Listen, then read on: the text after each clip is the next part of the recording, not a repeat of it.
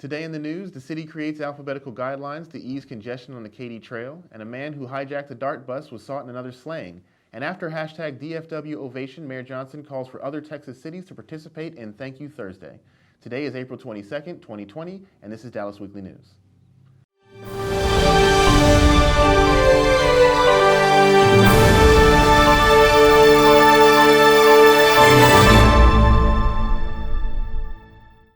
Hello, I'm your host, Patrick Washington, and this is Dallas Weekly News.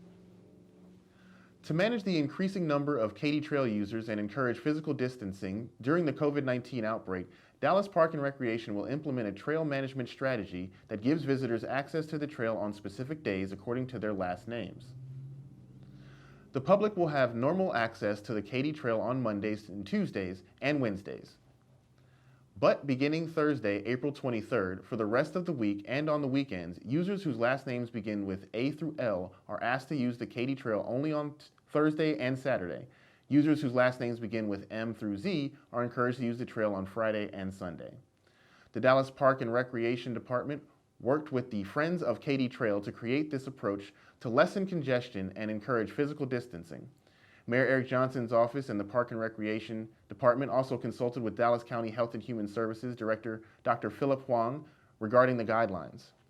If users comply with the guidelines, the city expects a significant reduction of congestion on the trail, which will lessen the risk of the spread of COVID-19. If families want to get out during the day, Director Jenkins and Mayor Johnson also suggested they go to the parks within walking distance of their homes. Neighborhood parks may be considerably less crowded than larger, well-known ones. With more than 397 parks and 160 miles of urban trails, some sites are well known while others are not. Dallas Park and Recreation staff have selected some of their favorite parks and trails for people to explore. You can check out the best kept secret parks on the department's website at dallasparks.org.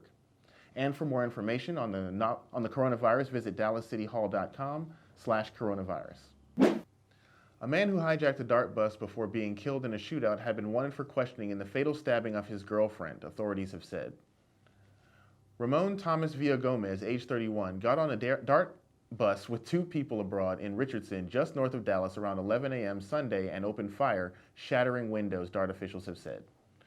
Police said Villagomez then took the driver hostage and fired at DART officers who tried to stop the bus, which had one other passenger aboard. The chase wound through several cities and eventually ended with spike strips were used to stop the bus.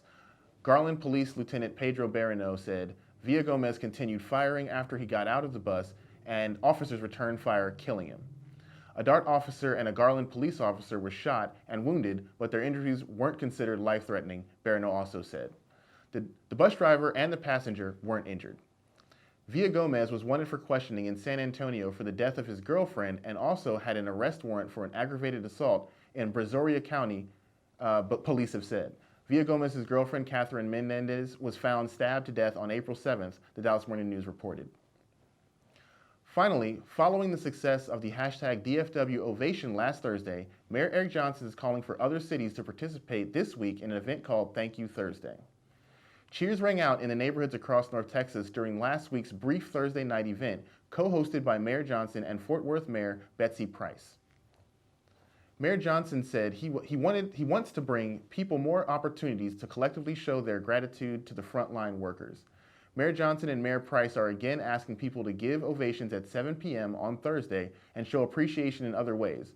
For example, the mayors have taken part in WFAA's White Ribbon Rally, which honors healthcare workers, by tying white ribbons around trees at their homes. The mayor encourages people to use the hashtag ThankYouThursday to demonstrate their appreciation to the frontline workers. For more information on COVID-19 and other events, visit dallascityhall.com/coronavirus. This has been Dallas Weekly News for April 22nd, 2020. Find these and more stories on dallasweekly.com and follow us on social media on Facebook, Instagram, YouTube, and Twitter. This is Patrick Washington, your host. Please stay home, stay safe, and we'll see you tomorrow.